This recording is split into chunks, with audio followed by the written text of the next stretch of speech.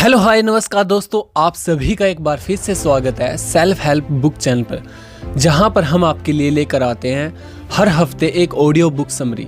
दोस्तों आज की हमारी बुक का नाम है 7 habits of highly effective peoples, जिसे लिखा है स्टीवन कोवी ने। तो चलिए दोस्तों शुरू करते हैं आज की हमारी इस ऑडियो बुक समरी को। तो चलिए दोस्तों सबसे पहले हम बात करते हैं एक हाईली इफेक्टिव इंसान के बारे में कि एक हाईली इफेक्टिव इंसान कौन होता है। एक हाईली इफेक्टिव इंसान वो होता है जिसका कैरेक्टर अच्छा हो, जिसके पास स्ट्रॉन्ग वैल्यूज हों। क्या आपकी अपने किसी दोस्त या रिश्तेदार के साथ बहस हुई है? किसी से ये उम्मीद रखना कि वो बदले, उससे पहले आपको खुद को बदलना होगा। क्या आपको लगता है कि आपके अंदर खुद को इम्प्रूव करने की क्वालिटी है? एक हाईली इफेक्टिव इंसान कैसे बना जाए, ये आप इस किताब को पढ़ करके सीख सकते हैं। जो भी आपकी जॉब हो, आप इस किताब से ये जान सकते हैं। जैसे अगर आप एक पेरेंट हैं, आप अगर एक माता पिता हैं, तो आप अपने बच्चों के साथ अपने रिलेशन को और भी ज़्यादा बेहतर बना सकते हैं। और अगर आप एक बॉस हैं तो इस किताब से आपको ऐसे टिप्स मिलेंगे जिनसे आप अपनी लीडरशिप को और भी ज़्यादा बेहतर बना सकते हैं दोस्तों। तो चलिए दोस्तों अब हम बात करते हैं कि ये किताब किसके लिए है। ये किताब उन लोगों के लिए है जो एक कॉमन लाइफ नहीं जीना चाहते, बल्कि अपनी लाइफ के अंदर कुछ बड़ा करना चाहते हैं। और दूसरा ये किताब उन लोगों के लिए है जो ये जानना चाहते हैं कि जो हाईली इफेक्टिव लोग होते हैं उनकी 7 हैबिट्स कौन सी हैं। तो चलिए दोस्तों अब वक्त हो चला है 7 habits of highly effective people book के ऑथर के बारे में जानने का। दोस्तों इस बुक के ऑथर का नाम है स्टीवन कोवी, जो एक अमेरिकन ऑथर है। इसके साथ ही वो बिजनेसमैन भी हैं और एक बहुत ही अच्छे पब्लिक स्पीकर भी हैं। टाइम्स मैगजीन ने इन्हें टॉप 25 इन्फ्लुएंसर लोगों की लिस्ट में शामिल किया है। Stephen Covey Utah State University में प्रोफेसर भी रहे हैं। इनकी किताब the 7 habits of highly effective peoples एक इंटरनेशनल बेस्ट सेलर बुक है। ये किताब दूसरों पर फोकस करने के बजाय आपको अपने कैरेक्टर को इम्प्रूव करने पर हेल्प करती है। दोस्तों मैक्सिमम किताबें आपको ऐसी मिलेंगी जो आपको ये बताएंगी कि दोस्त कैसे बनाए जाए या लोगों को इम्प्रेस कैसे किया जाए, लेकिन ये बुक आपको इफेक्टिव इंसान बनाने पर फोकस करती है। अगर आपकी पर्सनैलिटी अच्छी है तो आप भी एक इफेक्टिव इंसान बन सकते हैं, मगर वो बस थोड़े टाइम के लिए होगा। लोगों को जल्दी ही पता लग जाएगा कि आप हर काम के पीछे कोई ना कोई मतलब ज़रूर रखते हैं, कोई मोटिव ज़रूर रखते हैं। लेकिन अगर आपका कैरेक्टर अच्छा है तो वो आपके साथ लाइफ टाइम तक रहेगा। आप अपने आसपास के लोगों को इन्फ्लुएंस करते रहेंगे और आपको इसका पता भी नहीं चलेगा। याद रखें कि सबसे पहले आपको अपने अंदर से शुरू करना होगा। तो क्या आप तैयार हैं इस चेंज के लिए? दोस्तों क्या आप आज एक हाईली इफेक्टिव इंसान बनेंगे? तो चलिए दोस्तों शुरू करते हैं आज की हमारी सबसे पहली हैबिट से, जो है प्रोएक्टिव बनना। दोस्तों प्रोएक्टिव बनने का मतलब क्या है?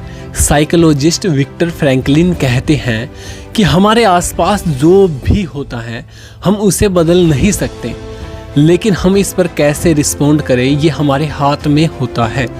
प्रोएक्टिव होने का मतलब होता है कि दूसरे लोग जैसा चाहे ओपिनियन दे या जैसे भी उनका बिहेवियर हमारे साथ हो, हमें उससे अफेक्टेड नहीं होना चाहिए। जब लोग हमारे बारे में बुरा बोलते हैं तो कमी हमारे अंदर नहीं होती, बल्कि उनमें खुद में होती है। जो नेगेटिव बात वो आपके बारे में बोलते हैं, उससे उनके खुद के नेगेटिव व्यूज़ का पता चलता है कि वे दुनिया को किस नज़र से देखते हैं। प्रोएक्टिव होने का मतलब ये भी है कि आप किसी भी बुरी सिचुएशन से अफेक्ट ना हो, फिर चाहे मौसम ख़राब हो या फिर ट्रैफिक। लेकिन एक प्रोएक्टिव इंसान का इससे कोई फ़र्क नहीं पड़ता। उसकी लाइफ में बुरा वक्त था, गरीबी आए, मगर वो हर वक्त में खुश रहेगा। एक प्रोएक्टिव इंसान बुरे से बुरे हालात में भी बगैर कोई कंप्लेन किए हुए काम करता रहेगा। प्रोएक्टिव का उल्टा होता है रिएक्टिव होना, और जो लोग रिएक्टिव होते हैं वो अपने इन्वायरमेंट से बहुत ही आसानी से इफेक्ट हो जाते हैं। अगर उनके साथ कुछ बुरा होता है तो वो खुद भी नेगेटिव बन जाते हैं। एक बार ऑथर स्टीवन कोवी जब सैक्रामेंटो में एक लेक्चर दे रहे थे, तब अचानक भीड़ में से एक औरत खड़ी हुई। वो बड़ी एक्साइटेड होकर कुछ बोल रही थी कि तभी उसकी नज़र लोगों पर पड़ी जो उसे घूर रहे थे। लोगों को ऐसा घूरता हुआ देखकर वो औरत वापस बैठ गई और अपना लेक्चर ख़त्म करने के बाद ऑथर जब उसके पास गए तो उन्हें मालूम पड़ा कि वो औरत दरअसल एक नर्स थी और एक बड़े बीमार पेशेंट की देखभाल कर रही थी। उसका वो पेशेंट हमेशा उस पर चिल्लाता रहता था क्योंकि उसकी नज़र में वो नर्स जो भी करती थी वो गलत करती थी। उसने कभी भी उस नर्स को थैंक यू तक नहीं कहा था। इन सब बातों की वजह से वो नर्स बहुत ही परेशान रहती थी, इसीलिए वो अपनी जॉब से बिल्कुल भी खुश नहीं थी। और उस दिन स्टीवन कोवी को लेक्चर का सब्जेक्ट भी प्रोडक्टिविटी था और स्टीवन कोवी एक्सप्लेन कर रहे थे कि अगर तुम प्रोएक्टिव हो तो कोई भी चीज़ तुम्हें हर्ट नहीं कर सकती। जब तक आप खुद न चाहें तब तक आपको कोई दुखी नहीं कर सकता। ये लेक्चर सुनकर वो औरत एक्साइटेड हो गई क्योंकि उसे पता चल गया था कि रिस्पोंड करना या नहीं करना उसके हाथ में है। उसने ऑथर को बताया, मैंने दुखी होना खुद चुना था, मगर अब मुझे रियलाइज़ हो गया था कि दुखी या सुखी होना मेरे हाथ में है। अब किसी दूसरे इंसान का बिहेवियर मुझे कंट्रोल नहीं कर सकता। एक रिएक्टिव इंसान का मूड टीवी की तरह होता है जिसका रिमोट कंट्रोल दुनिया के हाथ में होता है। दोस्तों, जब भी कोई चाहेगा उस रिएक्टिव इंसान का मूड चेंज कर देगा, लेकिन एक प्रोएक्टिव इंसान वो है जिसे अपने मूड का रिमोट कंट्रोल अपने हाथ में रखा है। एक प्रोएक्टिव इंसान का कोई भी फर्क नहीं पड़ता कि दूसरा इंसान उसके बारे में क्या सोच रहा है या फिर क्या बोल रहा है, तो आपको भी प्रोएक्टिव बनने की आवश्यकता है दोस्तों। तो चलिए दोस्तों, अब हम बात करते हैं हाईली इफेक्टिव लोगों की सेकंड हैबिट के बारे में, begin with the end in mind. जी हाँ दोस्तों, आपकी लाइफ की सबसे इम्पोर्टेंट चीज़ क्या है? अपने माइंड में एंड को लेकर के शुरुआत से हमारा मतलब है कि आपके सारे एक्शंस, आपकी सारी वैल्यूज़, आपके सारे पर्पस से मैच होने चाहिए। आपका फाइनल गोल, आपकी डेस्टिनेशन आपको पता होनी चाहिए ताकि आपका हर स्टेप उसकी तरफ जाए। हम कई बार बहुत सी प्रॉब्लम्स फेस करते हैं, हमें आए दिन किसी न किसी चीज़ के लिए कंसर्न होना पड़ता है दोस्तों। और लाइफ में इतने सारे चैलेंजेस हैं कि हम कई बार भूल जाते हैं कि हमारे लिए सबसे इम्पोर्टेंट चीज़ क्या है।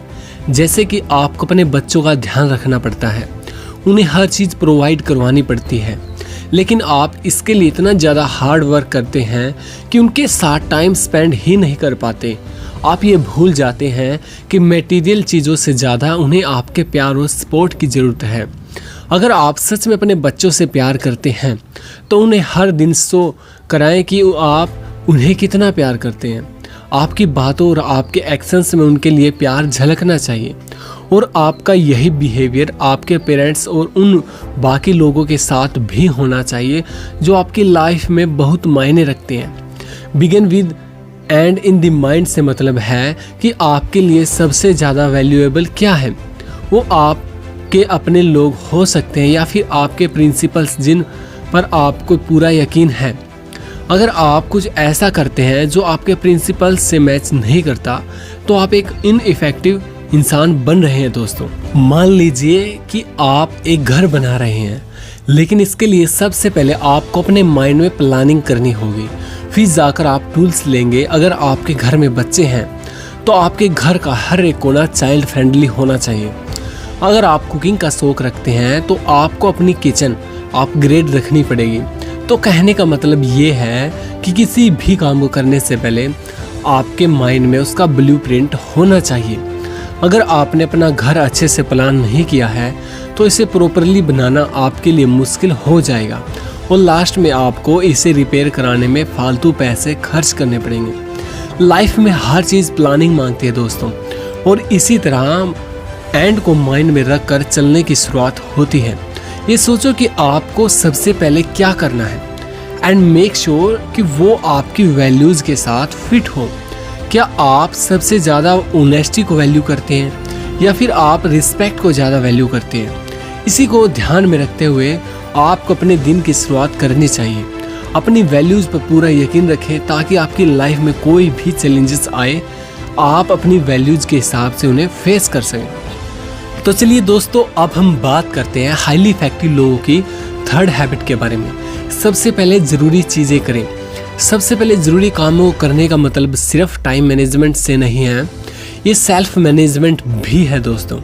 इंसान होने के नाते हम सब सेल्फ अवेयर होते हैं और यही चीज़ हमें सारी लिविंग थिंग्स में सबसे सुपीरियर बनाती हैं, क्योंकि हम इंसान ही खुद को इवैल्यूएट कर सकते हैं।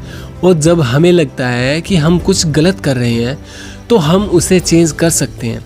जब हमें बहुत से काम करने पड़ते हैं तो हमें सबसे पहले अपनी प्राथमिकता यानी कि अपनी प्रायोरिटीज़ डिसाइड करनी पड़ती हैं।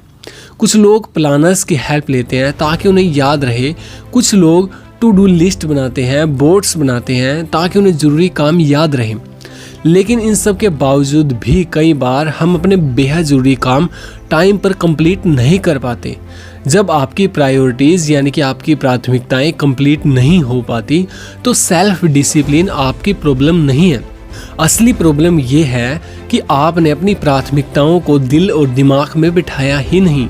आपने ये सोचा ही नहीं कि ये सब काम आपके लिए इम्पोर्टेंट क्यों हैं। ज़रा इनके बारे में सोचिए, ये सब आपको और ज़्यादा मोटिवेट करेगा। टाइम मैनेज करना चैलेंज नहीं है बल्कि खुद को मैनेज करना है। सबसे पहले ज़रूरी चीज़ें करें, इस बात का मतलब है कि अपनी प्रायोरिटीज़ को पहले नंबर पर रखें। और इसका मतलब ये भी है कि ज़रूरत पड़ने पर आपको ना बोलना भी आना चाहिए। जब आपके पास करने के लिए ढेर सारा काम होता है तो उन टास्क को ना बोल दीजिए जो आपके लिए इम्पोर्टेंट नहीं है। तो चलिए दोस्तों, इसे एक एग्जाम्पल से समझते हैं। एग्जाम्पल के लिए सैंड्रा को एक कम्युनिटी प्रोजेक्ट का चेयरपर्सन बनने का मौका मिला, मगर उसके पास पहले से इम्पोर्टेंट टास्क थे, लेकिन प्रेशर में आकर उसे हाँ बोलना पड़ा। सैंड्रा ने जब अपनी पड़ोसी कोनी को पूछा कि क्या वो भी इस प्रोजेक्ट को ज्वाइन करना चाहेगी, सैंड्रा की बात सुनकर कोनी ने कहा, सैंड्रा ये प्रोजेक्ट काफ़ी मज़ेदार लगता है, लेकिन कुछ रीजंस की वजह से मैं इसमें पार्टिसिपेट नहीं कर पाऊंगी। मगर सच में तुम्हारे इस इनविटेशन को मैं अप्रिशिएट करती हूँ। और ये सब सुनने के बाद सैंड्रा को लगा कि जैसे कोनी ने कहा उसे भी ऐसा ही करना चाहिए था। वो भी तो पोलाइटली मना कर सकती थी जब उसे चेयरपर्सन बनने के लिए बोला गया। ये प्रोजेक्ट कम्युनिटी के लिए अच्छा था, लेकिन कोनी को अपनी टॉप प्रायोरिटीज़ मालूम थी, इसीलिए उसने ना बोल दिया, क्योंकि उसके पास करने के लिए दूसरे काम थे और इसीलिए उसने पोलाइटली ना बोलने की हिम्मत की। अगर आप अपनी प्रायोरिटीज़ अपने दिल और दिमाग में अच्छे से प्लान कर लेंगे तो आपके लिए बाकी चीज़ों को ना बोलना आसान हो जाएगा दोस्तों, और आप ज़रूरी कामों को आसानी से टाइम पर पूरा कर पाएंगे। सेल्फ डिसिप्लिन से ज़्यादा ज़रूरी है कि आपके पास विल पावर हो जिससे आप ज़रूरी कामों को पहले पूरा कर सकें। तो चलिए दोस्तों, अब हम बात करते हैं हाईली इफेक्टिव लोगों की फोर्थ हैबिट के बारे में। Think win win. Win win एक ऐसा सॉल्यूशन है जो आपको और उन लोगों को जिनसे आप इंटरेक्ट करते हैं काफ़ी बेनिफिट देगा। जब भी आपका अपनी फैमिली या अपने कलीग्स के साथ कोई इश्यू होता है तो आपको कोई सॉल्यूशन निकालना ही पड़ता है दोस्तों, जिससे सबका भला हो। विन विन बेस्ट सॉल्यूशन है दोस्तों। अगर कोई जीतता है और दूसरा हारता है तो इससे एक लंबा और मजबूत रिलेशन नहीं बन पाएगा। इमेजिन करो कि आपका अपने कलीग्स के साथ डिसएग्रीमेंट हो जाता है, तो आपको ये करना है कि जो भी बात हो, जो भी प्रॉब्लम हो, उस पर खुलकर बात करनी है। उसका कोई ऐसा सॉल्यूशन निकालना है जो आप दोनों के लिए सही हो, लेकिन आपके कलीग को आप खुद पर हावी न होने दें और ना ही आप उस पर हावी हों। आप दोनों का रिश्ता एकदम बैलेंस होना चाहिए जिसमें आप दोनों की जीत हो। इस तरह से आपके और आपके कलीग्स के बीच तालमेल बना रहेगा, जिससे आप एक टीम की तरह काम कर सकते हैं दोस्तों, और एक दूसरे के साथ compete करने के से ज़्यादा अच्छा है ये। अब इमेजिन करें कि आप बॉस हो और आपका अपने किसी एम्प्लॉयज़ के साथ डिसएग्रीमेंट हो गया है, तो जाहिर सी बात है कि आपकी बात ऊपर रहेगी, क्योंकि आपका एम्प्लॉयज़ अपनी जॉब की वजह से आपके सामने चुप ही रहेगा। एक बॉस होने के नाते बेशक आप आर्ग्यूमेंट में जीत जाएं, लेकिन लॉन्ग रन में देखेंगे तो आपकी हार होगी, क्योंकि आप अपने एम्प्लॉयज़ को नीचा दिखा करके उन्हें मोटिवेट नहीं कर सकते। वो आपके लिए काम तो करेगा लेकिन मन मार के, तो कुल मिलाकर नुकसान तो आपका ही हुआ। कॉम्प्रोमाइज़ करना हमेशा अच्छा होता है, फिर भले ही आप बॉस क्यों ना हो। आपके लिए यही अच्छा होगा कि आप अपनी पोजीशन का इस्तेमाल न करें। अपने एम्प्लॉयज़ को खुश रखने में ही आपका फ़ायदा है दोस्तों। अगर आप हमेशा विन विन सिचुएशन सेटल करते हैं तो आपके एम्प्लॉयज़ ज़्यादा इफ़ेक्टिव होंगे और ये आपकी कंपनी के लिए और भी ज़्यादा फ़ायदेमंद होगा। साथ ही आपके बार बार लोगों को हायर करके उन्हें ट्रेन करने की ज़रूरत भी नहीं पड़ेगी। विन विन सिचुएशन सिर्फ वर्क प्लेस पर ही नहीं अप्लाई होती दोस्तों, ये हर तरह के रिलेशनशिप में भी एप्लीकेबल होती है।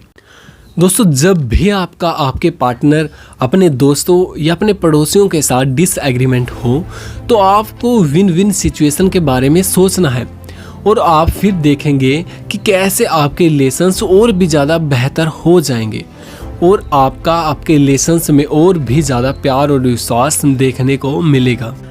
तो चलिए दोस्तों, अब हम बात करते हैं हाईली इफेक्टिव लोगों की 5th हैबिट के बारे में।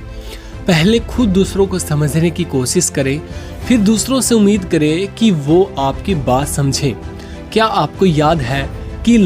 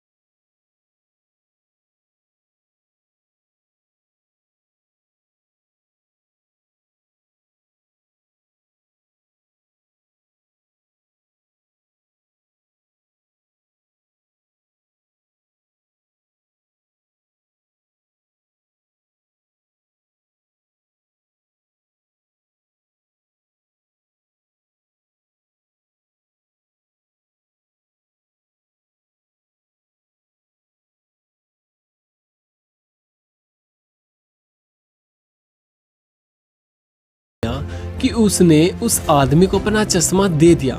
ऑप्टोमेट्रिस्ट ने कहा, इन्हें पहनो, मैं पिछले 10 सालों से यही चश्मा पहनता आया हूँ और मुझे साफ दिखाई देता है और मेरे पास एक जोड़ी एक्स्ट्रा पेयर घर पे रखा है, तो तुम ये वाले पहन लो। उस आदमी ने उस व्यक्ति की बात मान ली, वो चश्मा पहन लिया, मगर उसे कुछ भी साफ नहीं दिखाई दिया, बल्कि उसे और भी धुंधला दिखाई देने लगा। ये बहुत अच्छे ग्लासेज है, तुम और कोशिश करो सही ढंग से देखने की, उस ऑप्टोमेट्रिस्ट ने कहा। तो उस आदमी ने फिर से ट्राई किया, लेकिन उसकी लाख कोशिशों के बाद भी उसे उस चश्मे से कुछ भी दिखाई नहीं दे रहा था। अब ऑप्टोमेट्रिस्ट ने उसे कहा कि वो पॉजिटिव सोचे। इस पर उस आदमी ने जवाब दिया, ओके। और उसके बाद उस आदमी ने कहा कि पॉजिटिवली सोचने के बाद भी मुझे कुछ भी साफ नहीं दिखाई दे रहा है। ये बात सुन करके ऑप्टोमेट्रिस्ट अपसेट हो गया, क्योंकि वो उस आदमी की मदद करना चाहता था। उसे लगा कि वो आदमी झूठ बोल रहा है और अनग्रेटफुल है। हम भी कई बार ठीक इसी तरह से उस ऑप्टोमेट्रिस्ट की तरह बिहेव करते हैं। हम यही करते रहते हैं कि अगर मैं तुम्हारी जगह होता या मेरी बात मान करके देखो, लेकिन हम कभी भी ये ट्राई नहीं करते कि वो आदमी वाकई में कैसा फील कर रहा होगा। और इसका रिजल्ट ये निकलता है कि वो इंसान हम पर कभी भी यकीन नहीं करेगा और ना ही हमारे पास दोबारा अपनी प्रॉब्लम को लेकर के आएगा। अगर आप सच में किसी की हेल्प करना चाहते हैं तो आप सबसे पहले उसे समझने की कोशिश करें। ऐसा करके आप उसका ट्रस्ट जीत सकते हैं और उन्हें यकीन हो जाएगा कि आपके एक्शंस के पीछे कोई मोटिव नहीं है, बस आप उसकी हेल्प करने की इच्छा से ये सब कर रहे हैं और वो इंसान आपको समझने की कोशिश करेगा। तो चलिए दोस्तों, अब वक्त हो चला है हाईली इफेक्टिव लोगों की 6th हैबिट के बारे में बात करने का, जो है सिनराइज। सिनर्जी का मतलब है दोस्तों the whole is greater than the sum of its part. यदि जब एक आदमी दूसरों की मदद करता है तो दोनों साथ मिलकर के बहुत कुछ एकम्प्लिश कर सकते हैं दोस्तों। जब एक टीम का मेंबर दूसरी टीम के मेंबर के साथ मिल करके काम करता है तो वो दोनों अकेले इंसान के मुकाबले बहुत कुछ अचीव कर सकते हैं। जब भी लोग किसी नेचुरल डिजास्टर को फेस करते हैं, जैसे कि आग लगना या फिर टाइफून या फिर अर्थक्वेक जैसा, तो लोग मिल करके इकट्ठा होते हैं और मुसीबत में पड़े लोगों की मदद करते हैं। तब लोग अपने डिफरेंसेस को भूल जाते हैं। मुश्किल सिचुएशंस लोगों के अंदर कोऑपरेट करने की फीलिंग्स लेकर के आती है और सब तुरंत मिलजुल करके सरवाइव करने की कोशिश करते हैं दोस्तों। सिनर्जी का मतलब है कोऑपरेट और कोलैबोरेशन। इसका मतलब साथ मिलकर के चलना और कंबाइन एफर्ट से भी है। चाहे कोई भी ग्रुप क्यों ना हो, अगर आपस में मिलजुल करके काम करेंगे तो बेनिफिट जरूर मिलेगा दोस्तों। लेकिन प्रॉब्लम तो ये है दोस्तों कि ये तालमेल हमारी डेली लाइफ में नहीं हो पाता। लोग आपस में डिफरेंसेस दूर करना ही नहीं चाहते। उन्हें बड़ा मुश्किल लगता है क्योंकि हर किसी का डिफरेंट पॉइंट ऑफ व्यू होता है, डिफरेंट वे ऑफ थिंकिंग होती है दोस्तों। हम इस दुनिया को अलग अलग नज़र से देखते हैं क्योंकि हम खुद के हिसाब से दुनिया देखते हैं। हमें ये समझना होगा कि दुनिया को देखने का हमारा नज़रिया लिमिटेड होता है, इसीलिए हमारी सोच भी लिमिटेड है। हमें दूसरे लोगों को जानने और उनके एक्सपीरियंसेस को समझने की खास ज़रूरत है। ये किसी ऑप्टिकल इल्यूजन की तरह है। हो सकता है कि जो मुझे एक यंग लेडी नज़र आ रही है वो आपको एक बूढ़ी औरत दिखाई दे। हम दोनों ही उस इमेज को अलग अलग तरीके से बता रहे हैं। हालांकि हम दोनों अपनी जगह सही हैं, तो इस बात पर बहस करने का कोई फ़ायदा नहीं है। तालमेल बैठाने के लिए हमें एक दूसरे के पॉइंट ऑफ व्यूज़ को समझना होगा। इस तरह से हम बिग पिक्चर को देख सकते हैं दोस्तों। Synergy means cooperation. इसका मतलब है कि अपने डिफरेंसेस को एक्सेप्ट करना और एक दूसरे के विचारों की कदर करना। और ये कभी साबित करने की कोशिश न करें कि बस आप ही सही हैं और जो सामने वाला बंदा है वो गलत है। उस इंसान के भी नज़रिए को समझने की कोशिश करें। इससे आपकी नॉलेज ही बढ़ेगी दोस्तों और कोई नुकसान नहीं होगा। और बहसबाजी करने से बेहतर और भी कई रास्ते हैं जो आपकी प्रॉब्लम को सॉल्व कर सकते हैं। जब आप दूसरे लोगों के व्यूज़ की रिस्पेक्ट करने लगते हैं तो आप उनके साथ मिल करके काम भी कर सकते हैं। आपको ऑपरेटिव करके उनके साथ मिल करके कई सारी नॉलेज और अच्छी चीज़ें क्रिएट कर सकते हैं दोस्तों। तो चलिए दोस्तों, अब हम बात करते हैं हाईली इफेक्टिव लोगों की 7th हैबिट के बारे में, sharpen the saw. Sharpen the saw से हमारा मतलब है कि आपने सबसे बड़े एसेट को शार्पन करें, यानी हमेशा कुछ नया सीखते रहें। और आपका सबसे बड़ा एसेट आप खुद हैं। आपको रेगुलरली खुद को न्यू करना होगा। आपकी लाइफ के हर एक एस्पेक्ट में आपको अपने आप को इम्प्रूव करने की कोशिश करनी है। मतलब साइकोलॉजिकली, स्पिरिचुअली, मेंटली, सोशली और इमोशनली। आप रेगुलर एक्सरसाइज से खुद को रिव्यू कर सकते हैं दोस्तों। इसके लिए ज़रूरी नहीं है कि आप जिम जाएं या फिर महंगे इक्विपमेंट ही खरीदें। आप घर पर ही सिंपली एक्सरसाइज कर सकते हैं। आप रनिंग कर सकते हैं, आप जॉगिंग कर सकते हैं। अगर आप एक्सरसाइज नहीं करते तो स्लो तरीके से कोई भी एक्टिविटी कर सकते हैं और फिर आप देखेंगे कि डे बाय डे आपकी बॉडी इम्प्रूव हो रही है दोस्तों। और इसी तरह से आपको अपनी स्पिरिट को भी रिन्यू करने की आवश्यकता है दोस्तों। ऐसा कई बार होता है जब आप खुद को थका हुआ पाते हैं दोस्तों। रोज़मर्रा के चैलेंजेस से हम बहुत ज़्यादा थक जाते हैं, तो हमें खुद को इंस्पायर करने की बेहद आवश्यकता होती है। और आप खुद को इंस्पायर करने के लिए म्यूजिक सुन सकते हैं, बुक रीडिंग कर सकते हैं या फिर नेचर के साथ जुड़ करके आप खुद को इंस्पायर कर सकते हैं दोस्तों। ये आप पर डिपेंड करता है कि आपकी स्पिरिट किस तरीके से अच्छा फील करेगी। कभी कभी एक ब्रेक लेना भी ज़रूरी होता है ताकि आप खुद को टाइम दे सकें। और कई बार आपको अपने बारे में सोचने के लिए भी टाइम होता है। जब हम यंग होते हैं तो हमारा दिमाग खुद ही अपनी एक्सरसाइज कर लेता है दोस्तों। लेकिन एक बार स्कूल ख़त्म करने के बाद हम शायद ही कोई बुक पढ़ने का टाइम निकाल पाते हैं या फिर कुछ नया सीख पाते हैं। लेकिन लर्निंग केवल स्कूल तक ही सीमित नहीं होती और हम इसके बाद भी खुद को एजुकेट करने के लिए तरीके ढूंढ सकते हैं। अपनी डेली रूटीन के कामों को हट करके हमें कुछ नई चीज़ें ट्राई करने की कोशिश करनी चाहिए दोस्तों। खुद को चैलेंज करें कि आप कम से कम हर महीने एक बुक पूरी तरह से पढ़ेंगे। और जो लोग बहुत ज़्यादा बिजी हैं और बुक नहीं पढ़ सकते, उनके लिए हमने सेल्फ हेल्प बुक चैनल बनाया है। हमारे सोशल और इमोशनल एस्पेक्ट एक दूसरे के साथ क्लोजली जुड़े होते हैं। ऐसा इसलिए होता है क्योंकि हमारे इमोशंस लोगों के साथ इंटरेक्ट करने के बाद ही पैदा होते हैं। हर दिन हमें दूसरों के साथ अपने रिलेशंस इम्प्रूव करने को मौका चाहिए।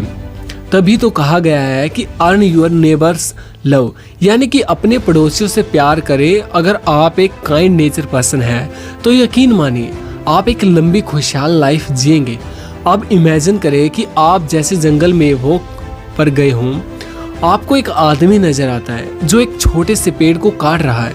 आप देखते हैं कि वो आदमी काफी थक चुका है, तो आप उससे पूछते हैं कि वो कितनी देर से ऐसा कर रहा है। तो वो आदमी कहता है करीब 5 घंटे हो गए हैं और अब मैं थक कर चूर चूर हो गया हूँ।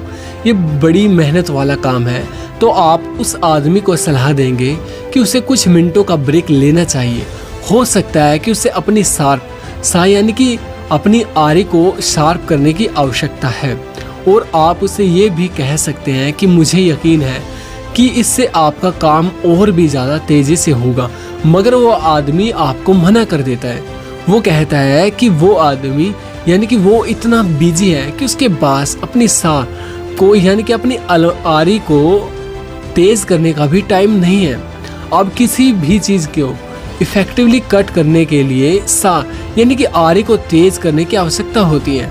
ठीक इसी तरह से खुद को भी और ज़्यादा इफ़ेक्टिव बनाने के लिए हमें भी अपने एसेट साफ करने होंगे और टाइम निकाल करके खुद को रिन्यू करना ही पड़ेगा दोस्तों।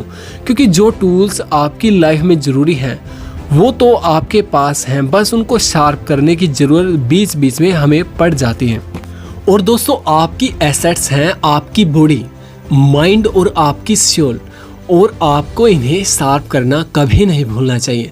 तो चलिए दोस्तों, अब वक्त हो चला है 7 habits of highly effective people book के कंक्लूजन का। दोस्तों आपने इस बुक को में 7 हैबिट्स के बारे में जाना जो कि हाईली इफेक्टिव लोग अपने जीवन के अंदर फॉलो करते हैं। जो हैबिट नंबर 1 थी वो है प्रोएक्टिव बनना, और हैबिट नंबर 2 थी एंड को ध्यान में रख करके किसी भी काम की शुरुआत करना, और हैबिट नंबर 3 सबसे ज़रूरी कामों को आपको सबसे पहले करना चाहिए, और हैबिट नंबर 4 है विन विन सिचुएशन के बारे में सोचना, और हैबिट नंबर 5 है अपनी बात समझाने से पहले दूसरों के बात समझने की कोशिश करना, और हैबिट नंबर 6 है सिनराइज यानी कि तालमेल बिठाना, और हैबिट नंबर 7 है अपनी एसेट्स को शार्प करना। तो दोस्तों हैबिट नंबर 1, 2 और 3 आपको अपना करैक्टर इम्प्रूव करने में मदद करेगी, और हैबिट नंबर 4, 5 और 6 से आप दूसरों के साथ अपने रिलेशंस को और भी ज़्यादा बेहतर बना सकते हैं, और लास्ट हैबिट नंबर 7 से आप अपनी ये क्वालिटीज़ लाइफ टाइम तक मेंटेन कर सकते हैं दोस्तों। अब जो भी आपने इस बुक में सीखा है उसे डेली लाइफ में अप्लाई करना सीखें। जब कभी भी आपको बुरी सिचुएशन फेस करनी हो तो आपको उस टाइम में प्रोएक्टिव बनने की कोशिश करनी है, और जब भी आपका किसी के साथ कॉन्फ्लिक्ट होता है तो आप उस समय में विन विन सिचुएशन के बारे में सोचें, और जब भी आप कोई चीज़ बार बार करेंगे तो आपकी वो हैबिट बन जाएगी। जैसा कि एरिस्टो ने कहा है कि हम वही बनते हैं जो हम बार बार लगातार करते हैं। तो एक्सीलेंस कोई एक्ट नहीं है दोस्तों, बल्कि हैबिट से आती है। तो दोस्तों इसी के साथ हमारी ये समरी यहाँ पर समाप्त होती है। आप कमेंट सेक्शन में जा करके अपने थॉट्स हमारे साथ शेयर कर सकते हैं, और आप बता सकते हैं कि आपको ये समरी कैसे लगी और नेक्स्ट समरी आप किस बुक पर चाहते हैं दोस्तों। तो तब तक हंसते रहिए, मुस्कुराते रहिए, और चैनल को सब्सक्राइब करना बिल्कुल भी नहीं भूलिए दोस्तों। तो तब तक के लिए जय हिंद दोस्तों, जय हिंद।